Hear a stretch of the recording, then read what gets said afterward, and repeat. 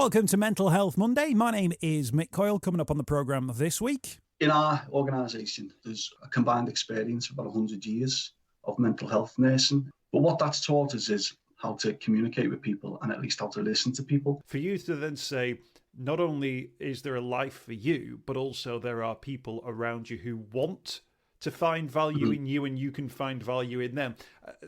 Is that a big leap to take, or is that the start of a journey which gets you to a place of understanding that? I think when we look back at the past year, if you look at the good things that have come out of the past year, it's all been people driven. So when I work either one-to-one or in a group with somebody and I use these real life kind of topical examples, it's really easy to say that's the power of uniting, that's the power of people, that's the power of understanding what you have versus what you don't. And I'll be reminding you how you can make connections with mental health organisations within your community. It's Mental Health Monday. Here we go, another monumental moment for Mental Health Monday, and I'm absolutely delighted to bring you episode 200 of the podcast. 200 different episodes of Mental Health Monday and then some over the last few years. God blimey, I never thought we'd get this far. Well, I kind of did, because I kind of thought there's enough people who want to talk about mental health to maintain that level, but whether or not they'd want to engage with me, well, that was a slightly different matter. So here we are. Now, in terms of episode 200, I wanted to sort of make sure that I remembered where Mental Health Monday came from. Of course, born out of Radio City Talk in Liverpool. So speaking to this week a Liverpool organisation that's doing things a little bit differently when it comes to mental health. We'll hear from Matty Kane from the First Person Project. Wanted to say thank you, though, for everybody who's supporting Mental Health Monday and continues to support it as well. From episode 1, when we had Luciana Berger, the MP, then MP, on the programme, episode 100 with our Shoes Project at St George's Hall, and every single conversation that's happened in between. It's been a really, really special time for me to put the show together, and will continue to be something that I do with episode 201, 202, 203. They're all on the way. Don't you worry about that. More than ever, I'm keen to share your stories as well. Get involved in the Mental Health Monday Facebook group. You'll see it with the logo, which matches our podcast. You can post in there events that you're involved in, conversations you want to get started around mental health. Maybe suggest some guests as well, people who are having fantastic conversations. I'd love to get you involved in that one, the Facebook group there. If you're able to tell people you're listening to episode 200 of Mental Health Monday, that would be really helpful as well. Also, if you've ever appeared on the show, I've put together some artwork that will represent the guests that we've had over the 200 episodes of Mental Health Monday. And I'm wary of saying 200 guests, because it isn't, because we have multiple guests on multiple shows. We've had many, many different people on the programmes as well. So we're probably closer to 250, 300 guests who've appeared overall. But there's a piece of artwork I'll put on social media. I'll also post it on the Mental Health Monday group as well, ahead of episode 200 going live. Thank you for all your kind words. Thank you for supporting the show. It's here to stay and will continue as well. Thank you as well to the warm words that I received in a letter from Kensington Palace. So that was nice to receive as well. Some warm words about the programme from the Duchess of Cambridge. So really appreciated that too. Let's crack on, though. The conversations continue. The conversations do not stop on Mental Health Monday. Matty Kane is our guest from the First Person Project. All the details about how you can connect with him and the involvement that he has in terms of a website, contact, connections, that's all on the way. But we welcomed him to the programme as our guest on episode 200 of Mental Health Monday. Thank you very much. No, thank you for having us on. It's an absolute pleasure. You know, been a fan for a long time with the stuff that you've done, going way back, to be fair. Thank you very much. Well, it's good to get you on, and it's thank you for your kind words. You know, I'm going to soak them up. You know, 200 episodes. You know, it's a long old journey, isn't it? No, absolutely. You've kind of got a couple of, you've got various different hats that you wear. Yes. In terms of the conversation that we're going to have. We'll talk about the work you do through the First Person Project, but also your professional career as well as your personal experience of mental health. And I just wondered, sort of, does one flow into the other? Does one come from the other? Just tell us a little bit about maybe why mental health became a thing for you in the first place as a potential career path. Yeah, well, I mean, as many of us do, really. I think the public perception with nurses, which is what I am by profession, I think people think it's this altruistic journey and we're kind of, we're designed to do it type of thing. Well, that's not the case with me. I fell into it. My background is I'm from the Everton area in Liverpool, born and raised. Typical upbringing on a council estate there. And what I found is the values shaped, the values from that estate particularly shaped me and the people I met, and my family are essentially still there now. The most notable member of my family was my mum, and she sadly passed away in 2018, which is kind of jumping forward a little bit, but we will get to that. But it was her influence as a person, really, and her resourcefulness with not a lot of resource, which made me realise the power of people quite early on. Although I didn't realise that at first. I was a joiner first, and then as things happened, apprenticeship came to an end, and I was laid off. I had a choice to make, so I went into mental health. Having been a kind of part-time football coach before that, so I knew I could work with people. That was when I was about 18, 19. And then it went from there. The first time I met somebody with at least what I knew was a mental illness, it took me aback. It wasn't at all what I thought it was going to be. My perception at that point was probably the same as many other people's. It was quite a narrow perception, to be fair, a perspective, I should say. And I entered the world of mental health, and eventually became qualified as a mental health nurse. And that journey took me right around the country into a variety of leadership positions in the NHS for 10 years, managing and leading a variety of services, like I say, from the North East right down to Cambridge and across.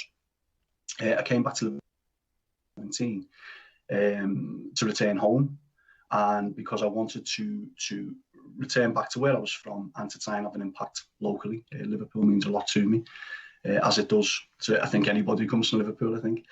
So returned back, and quite quickly my world was turned upside down. Like I say, my mum died quite suddenly. She died of sepsis. It was out the blue. She was hospitalised, and within 8 days she died. And for the 8 months after that, my world completely changed. I did experience mental illness, depression, anxiety, quite bad. I sit here now, not ashamed to say that it was a dark time at that point, and I did contemplate ending everything, plan things, and as people do. Fortunately, I didn't go down that road. Suicide is a permanent solution to a temporary problem, as they say, and that's definitely the case. And what got me out of that really was thinking about the resourcefulness of my mum and people like my mum, and then thinking about, well, what was I doing with the skills that I'd built up at this point? And what it was, Mick, was kind of a defining moment really, in that I entered the world of mental health with these skills and resources already kind of within me, these values are already within me. And then my professional journey, basically what I'd started to do, and what I noticed a lot of colleagues started to do, was professionalize the problems of the people that we were working with, or professionalize the lives of the people that we were working with. So we would start conversations with these people with, how can I help? And I really thought about that, and I thought, on one hand, like I say, that's caring, that's altruistic, that's kind of the stereotypical thing that we're supposed to do. But equally, the connotation there is that we're disempowering these people by saying, how can we help? Well, who are we to help in the first place? You see, it's a professionalized approach to these just problems and kind of peaks and troughs of life. So I realised I'd be doing a disservice to my mum and people like my mum if I didn't do something with these skills. And 2018, the First Person Project was born, incorporated in 2019, and here we are.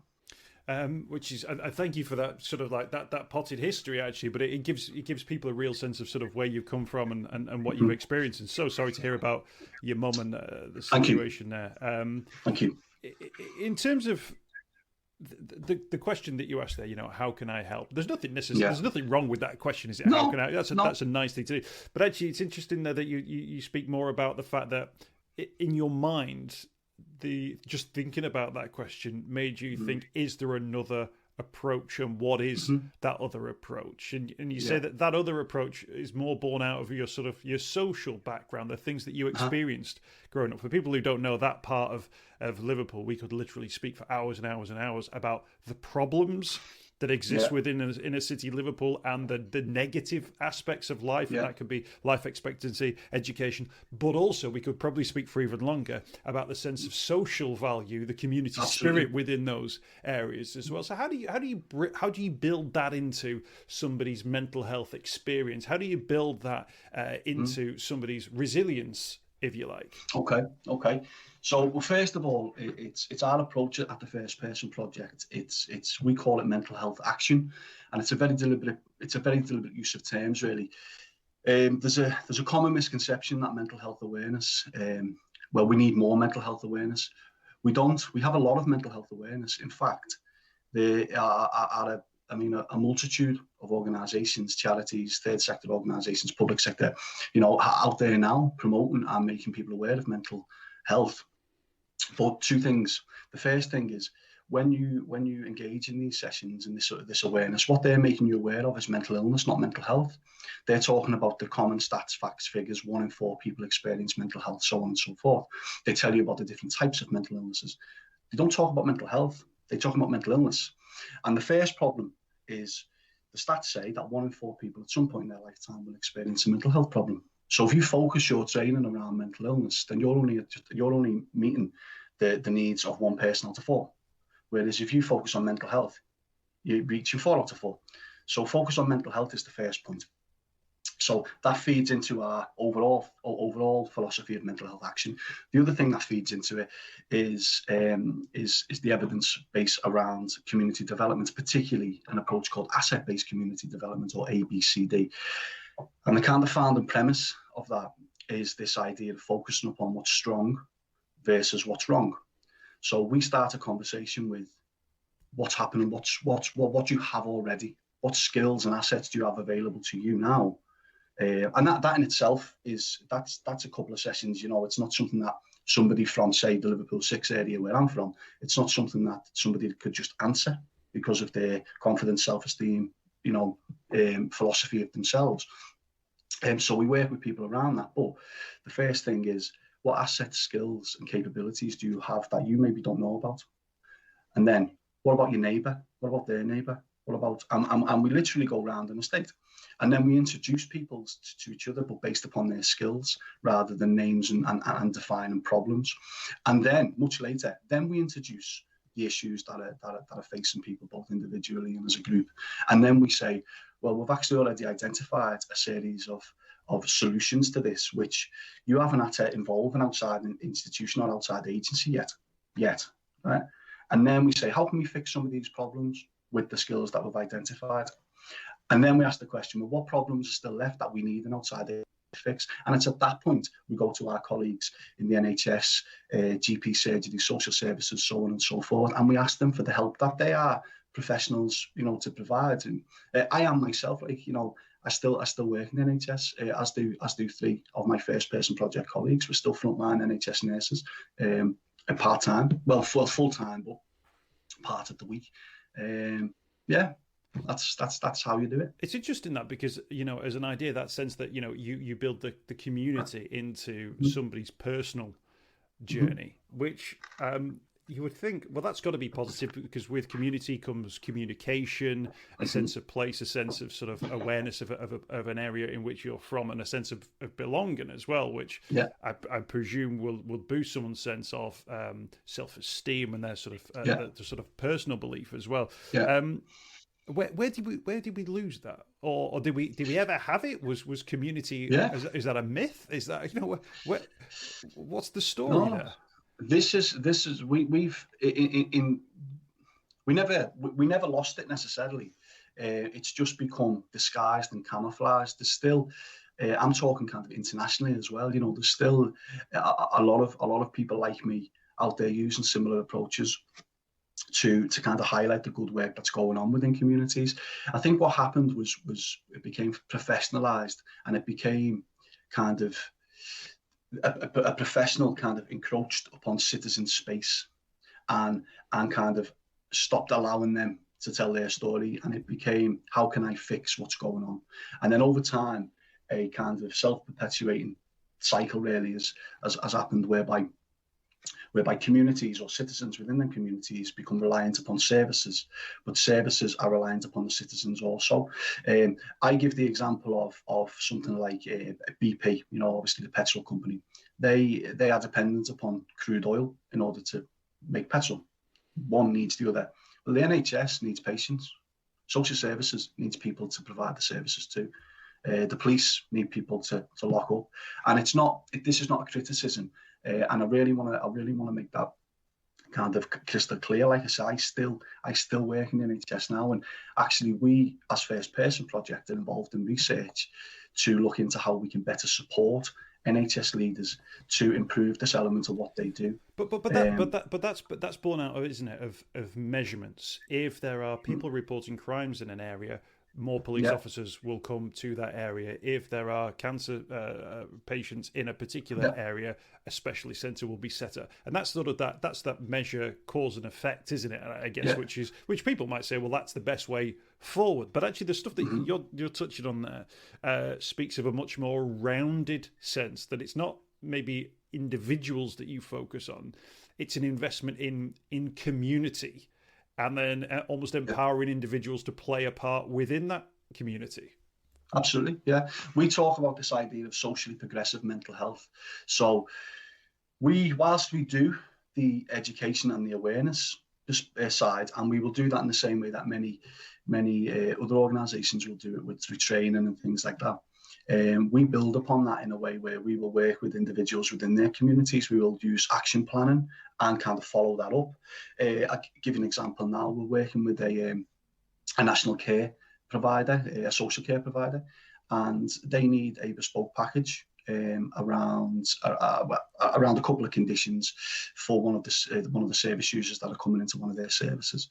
And the way we've chosen to do that is we've met with we've had a handover about this guy's needs and kind of history, but we're also going to meet with his mum, and we're going to talk about what's going on and everything else, and we're going to use this knowledge to design a package with the staff and involve the staff. And it's just little slight nuances like that, and it's this socially progressive stuff where the awareness is generated, and that's fundamental. But in order for that to stick and be meaningful, we have to go beyond that. When you then sort of interact with an individual, and you've got that, this pathway forward. Obviously, you're doing it with a sort of a community mind, and the people around them and the people who might be able to support them.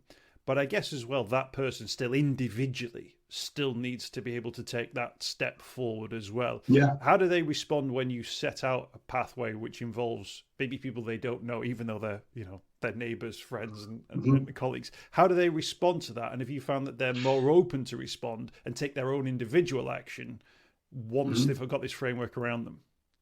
Yeah, I mean, I know exactly kind of where you're coming from with it. It's difficult. I'm not, I don't claim any otherwise. But there's in our organisation, there's about a combined experience of about 100 years of mental health nursing, and that's only half the workforce really. We have other colleagues who bring a lot of other skills and assets to the table themselves.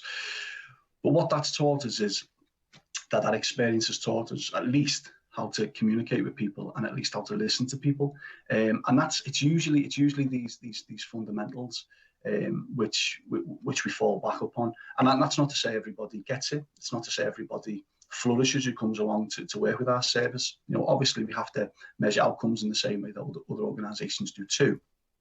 But the first part starts with an introduction to the philosophy and a bit of background and why it's important.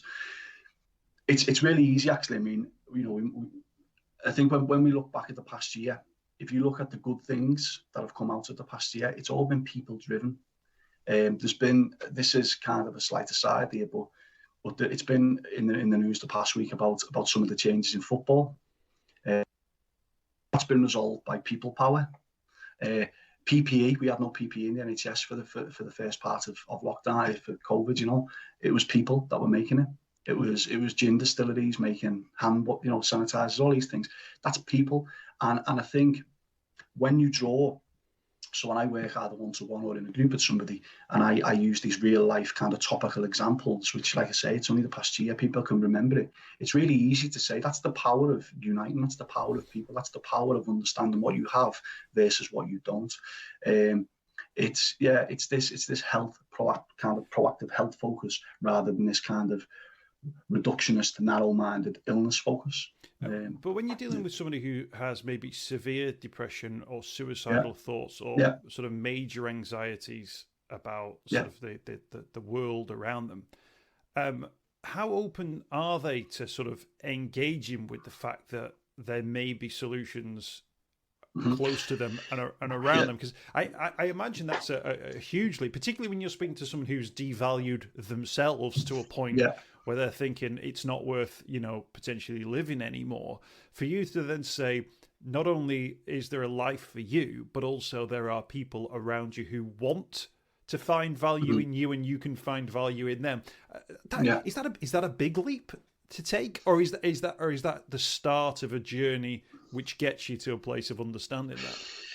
Well, at that point, if I was working somebody at that point, it is difficult, obviously, because they're at that point for a reason, and it's usually things like kind of the idea of self and self-worth and self-esteem and confidence. They're not typically in a position where they can do that, or where they think they can do that, and this is just about being human at this point, listening, being empathic, being compassionate, being there for the person, and doing what you say you can do and that you want to do. It's not about rushing them forward and sitting down and trying to identify assets with them when they're really struggling to get out of bed. It's looking at their individual context first. And then it takes a lot of effort to stay depressed. It really does. And the quickest way to change your emotional state is to change the physical association, the physical kind of component associated with it. So if you can at least just small steps get out of bed, well, that's a start.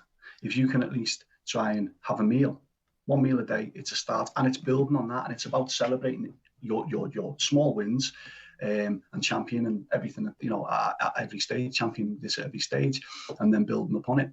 We're not rushing people kind of out of the homes and into community centres and stuff, in 24 hours. And also, there's three questions we ask when we work with people.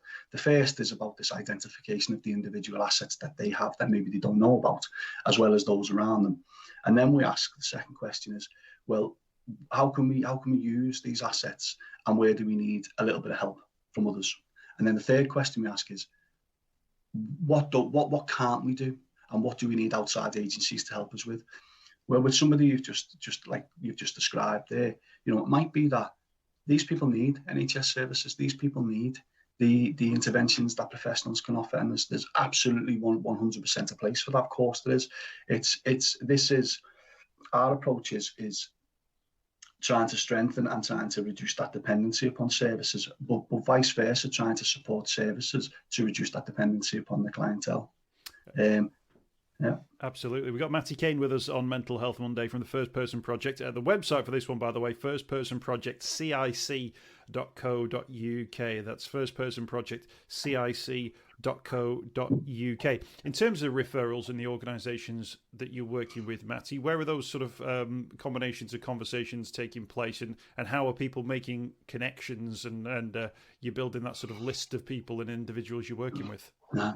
Okay, so this again comes back to kind of our approach to it. So rather than targeting the mental illness side of things and that kind of remedial action, so either taking a tablet or psychology or something like that, we focus upon the determinants of things that make you well, or the things that make you unwell. So you touched on it earlier on. It's these things like kind of poor employment, or lack of employment, lack of opportunities, poverty, these things. So we focus our interventions upon these determinants. So that means that we have ongoing kind of grant bids and ongoing work with organisations that also work with these things. So our referrals can come from literally anywhere and everywhere. At the minute we're doing one-to-one work. I've got a mental health package which will be free, and that's in development. We've got, through social media, we've got a range of kind of what we call 5-day challenges around building your self-esteem, confidence, motivation, mindfulness, gratefulness, these types of things. They're free also. So there's really easy ways for people to access these things just for free without even having a conversation with us, really. And then things like the employability work, that will be through, if you are obviously unemployed, or if you do need to access some support with your mental health, if it's impacting upon your employment or training access, that will be through agencies like the Job Centre. I mean, literally, mental health teams, anyone can refer to us. It's just get in touch with us via the website or via social media. We're on Twitter, Facebook and Instagram. It's really for a socially progressive mental health service, you've got to be on social media. That absolutely makes sense. Matthew, we're speaking this week where we're about to hear from the Office for National Statistics about suicide figures through the period of 2020. And as we speak now, we don't have those figures to hand. You're setting up this project, in that's gone through this, your prominent first years for the First Person Project has been this lockdown. What have you seen over 2020 that gives us a sense of narrative in terms of where mental health is at and where the mental health of the nation is at the moment? Yeah, well, we start right at the very beginning, really. I think there's a lot of people who say that the true pandemic is mental health, mental illness. The problems that we faced kind of predate COVID. There was already problems in our services, access to services, and actually kind of effectiveness of services. And again, that's not a criticism. So we already started out in a kind of in a difficult position. And then COVID's come along. One of the things we've been keen to do over the past 12 months is make links both locally and nationally with a range of suicide prevention organisations. Because what we were noticing, both in our work with the First Person Project, but also with our work in the public sector, was that this is, as you might expect, an issue. It's now become part of our daily narrative in the NHS to have these conversations around the impact of COVID and how people are managing. I think it always comes back to this social isolation part and this not knowing and not quite understanding what's going on and inconsistency. And that kind of lends itself really to the approach of the First Person Project, because that's exactly what the way that we come at things. This idea of reducing the exclusion and kind of uniting and coming together. It's kind of helped us to kind of help others, if you like. But it's absolutely been an issue, and we are seeing an increase in the problems that people are facing when they're talking to us.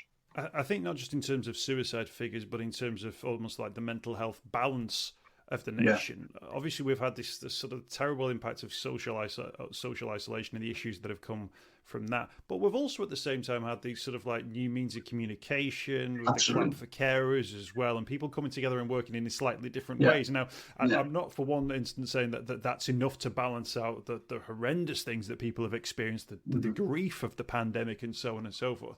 But I wonder whether or not that might just offer us a positive, if you like, of what 2020 might have brought and what we might take into 2021 and the rest of our lives. That sense of community spirit, maybe appreciating our health a little bit more, appreciating those social connections a little bit more. Do you think that might be something we can actually take forward in terms of our mental health? Absolutely. I mean, what you've just spoke there in asset-based way. I mean, this is exactly the philosophy that we kind of hang our approach upon. It's this idea of focusing upon what's strong, focus upon the strengths and not the deficits. And that's not to say the deficits don't exist or the negatives haven't existed over the past years. Of course they have. I mean, it's so apparent. But actually, you're absolutely right. This, the kind of online video conference revolution has happened. People who maybe, I don't want to say that, they haven't developed new skills. These skills were there before COVID. They maybe just didn't realise they had them. Even large organisations now have streamlined their approaches so that this type of thing can happen. It's had an impact upon flexible working, which we know from other evidence is it can have an impact on people's mental health and kind of quality of life and things like that. So it's had many positive impacts, but it didn't happen by accident. The reason it's happened is because of, again, I come back to it, the power of people, the power of creativity, ingenuity, people seeing light where maybe others don't. And it goes some way to maybe answering one of your previous questions there about how you help somebody in the depths of depression. Well, that's how. By focusing upon the strengths, seeing the light where there is, and then trying to build upon that as best you can. It's not ignoring the stuff that's going on. It's just trying to cast the light on some of the things that's happening also, and not letting the person or wider society forget about that. It strikes me from the conversation that we're having about the work that you do in terms of connecting with people within their communities, that it's not just about the individual, and it's not about a specific place, but it's almost about, in terms of people's mental health, four words: I'm part of something. Yes. And I just wonder just how important that is, that people, if they haven't found that and they can't find it and they need to go and look for it, how important is it that they find that thing that they are part of? I'm part of something as a way forward that reduces the isolation, that reduces the sense that somebody doesn't matter, or reduces the sense that somebody sits alone in a world with billions of people around them. How important is it to say, I'm part of something? Yeah, it's massive. I mean, I think it's difficult for some people to get to that point. Like I say, for the reasons I've mentioned before, confidence, self-worth, and things like that. I think there's two answers really. I think it's on the individual to try and refocus themselves and to see that there are strengths where maybe they've usually focused upon their weaknesses, or the deficits, I should say, but also the services. And I'm talking public and private and third sectors. You know, everybody that this type of work, kind of redressing their approach and looking and seeing, am I really making a difference? You know, if I'm just providing mental health awareness training, what am I really doing? Am I telling people what my version of mental health awareness is, or am I actually giving them what is needed? Am I having a social impact here, or am I just interested to pin the balance sheet? And it's things like that. And you know, I think it's asking these really honest questions of ourselves as both individuals and as organisations. Just, I mean, simply the easiest way to look at it is when you look at what constitutes good mental health, and then and you break that down, there's a social and a community and a connective element within that. Equally, when you break down, you can pick a mental illness, you know, we can pick any of them. When you break down the symptoms of these mental illnesses, all of them involve our relationship with ourselves and the world around us, all of them. So why then, you know, we know from that then that mental health and mental illness are far more than kind of chemical and biological and even psychological things.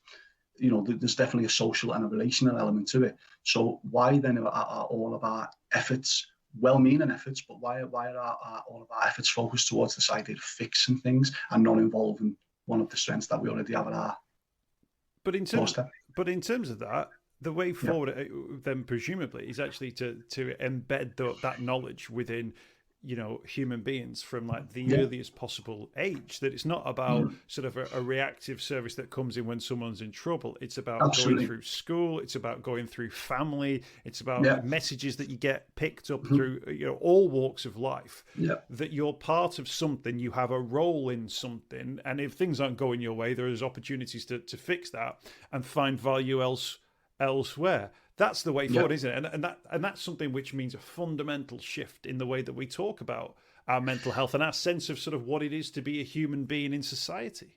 Yeah, no, absolutely. I mean, it's like what I said earlier on. It takes something like motivation. It takes a lot of motivation to be unmotivated. It really does. It takes a lot of effort to have no effort.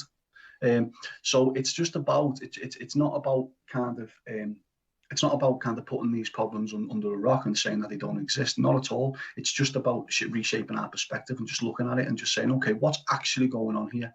You know, do you feel bad all of the time, or do you feel bad 80% of the time? That means that 20% you don't. So what's happening in that 20%? How can we build upon that?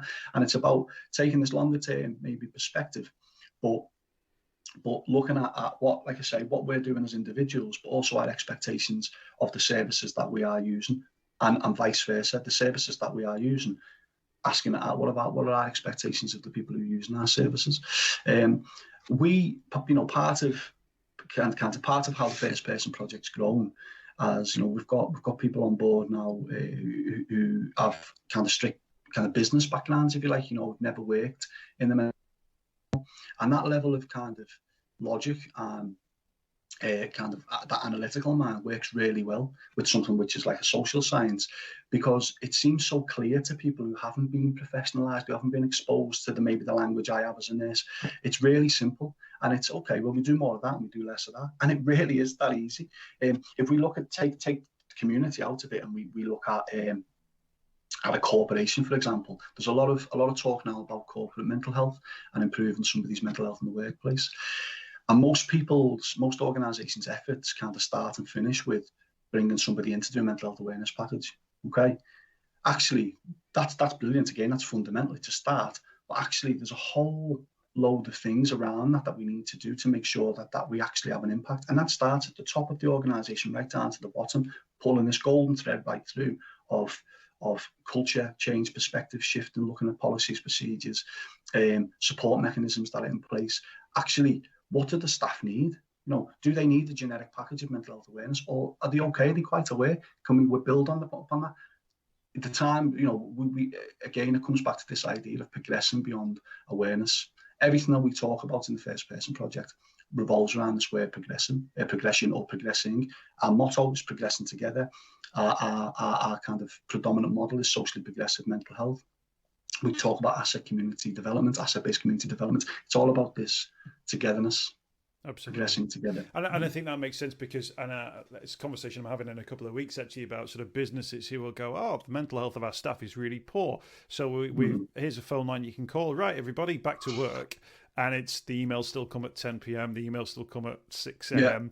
The long hours, the workload that doesn't work, and they go, "Oh, you're struggling. Oh, that's a shame. We'll call this number. This we've been told that this number will solve all of our problems," as opposed to that much wider thing of going, right, what's going on? Why are our staff feeling like this? If you make enough changes, you don't need the helpline at all. The helpline should be there as like a if you absolutely need it. Instead, people are just almost seeing that as like the if you're struggling, these will fix it for you over here, and then come back into the workplace and carry on working in the same environment that doesn't let you see your kids, that never lets you have a day off, that doesn't pay you when you feel sick. But we've got this helpline, and that's fine. That strikes me as wrong, and actually something which every single workplace should probably be thinking about doing something about, not just because it's not helpful in terms of the staff, the mental health of their staff, but it's probably having a massively negative impact on their staff retention rates, probably having a big impact on sick days and productivity. And businesses getting wise to that, so almost like more social approach, better understanding of the bigger picture, would benefit them ultimately in the end in many more ways than just signing up to a one-off session, if you like. That's true. I mean that's disappointing, and I totally agree. I think what's more disappointing is there's a lot of organisations out there who started off with a really kind of innovative, new, fresh approach, whereby I'm talking kind of usually in the third sector, whereby they really wanted to have an impact. And it started off with something that maybe they've seen a gap and maybe wanted to address. And they've gone through the struggle of having no money as a non-profit organisation and building themselves up and everything else. And then what's happened is this opportunity has come along to deliver. And I won't mention the kind of franchise package, but there's a kind of well-known franchise, probably the most internationally well-known mental health training package available, which is an excellent package. But actually, it's limited in what it can do. And what's happening is these really once innovative organisations are going along and kind of training themselves up so that all they can deliver is that. And then that essentially becomes their business model. So then they're going into organisations that we just spoke of and delivering these one-off packages. And then that's kind of it. I mean, how was that impacting on society? How was that changing things? It's disappointing because where you once started with something that was really innovative and impactful, you are now just blending in and doing what was, to be fair, doing what was already there. And it feeds into this kind of, if organisations, large organisations are looking at that and they think, okay, well, the mental health world, that's what they're saying we need. Then they're going to say that's all we need to do. So we don't need to address the policies and the corporate practices and the demands and expectations that we have from staff, because those within the mental health world are saying this is all we need to do. I think so. We have a responsibility. And I think actually, and that's what I've seen in terms of the third sector organisations that do it well. They almost they don't just go, right, we come in and here's all your staff and we disappear and you get a little certificate and you move on your way. Instead, what they do, they focus on senior management, on HR. Absolutely. And they have that sort of, they do that specific focus first, almost like that the top team understand what it is and what they're going to then pass on to their employees, so that when it becomes a thing, it's almost not like, right, the manager's got a meeting now, he's going to disappear, she's going off on a different meeting, head of HR's on a camping trip or whatever. The staff sit down, watch this big mental health thing. Management presume their mental health has been solved within a workplace, and then the staff all go back to work. There's no value in that whatsoever, is there? Whereas actually, if the management know what their staff are about to see, they get a sense of what it is they're about to experience, and also maybe some of the questions that will come up, the obvious practice changes that are needed to sort of enforce some of those changes. And then you get progression, and then you get something, which then has to be, by the way, built upon and reminded and, regularly sort of updated to make sure that those things are still sticking. No, that's absolutely. I mean, I'd even go further again and saying that, the managers need to be part of it, not just kind of in, kind of an exclusive kind of conversation with them. Involved in training. And actually, mental health doesn't clock off at 5 o'clock. I think it's bringing it back to what we spoke about earlier on about this focus upon health rather than focus upon illness. I think it's really difficult to provide training around mental health because of the idea of, everyone's got a different experience, everybody's unique. So if a corporation wants to train 100 staff and they need to do it in a half-day training, then their options are limited. But actually, you don't need a training course to train mental health, to train staff around mental health. You don't just need a training course, I should say. This should come in your one-to-ones, your appraisals. This should come, and you only get that. And like I said, I was a manager for many years in the NHS. I've been on that side of the table. And you get out of them relationships what you put into them, and it's that old kind of adage, isn't it? Really, if you look after your staff, they look after you, and that's absolutely true. It really is. But actually, where there is space, Mick, is there's a lot of organisations that have committed to training their staff up in mental health awareness, which is brilliant. But there's still space for organisations who have maybe chosen that route of just delivering this training with no other kind of wider work. There's still room for them to improve upon that and go back and do it. I think part of the reason you don't see it is because a lot of these organisations, whilst being really well-meaning and really dedicated to the work, I don't think they understand how to address policies and stuff, because maybe it's not within their skill set, which is absolutely fine as well. But I would kind of ask them organisations to upskill in that area, because that's what's really needed if you want to make an impact. 100%, as well as that really good, fluid, knowledgeable mental health grounding, training and things. Absolutely, and great as well if your staff have an understanding of mental health from years of learning about mental health, growing up through schools and education, which of course, if you then go into a workplace, that would just be a continuation of that learning, as opposed to here's half a day's training on mental health, boom, now you're all fixed. Matty, thank you so much for your time today, really appreciate it. First Person Project, the website firstpersonprojectcic.co.uk. That's firstpersonprojectcic.co.uk. Thank you so much for your time. Thanks for being our 200th episode guest. Really appreciate it. All the best for the future, and I'm sure we'll speak again very soon.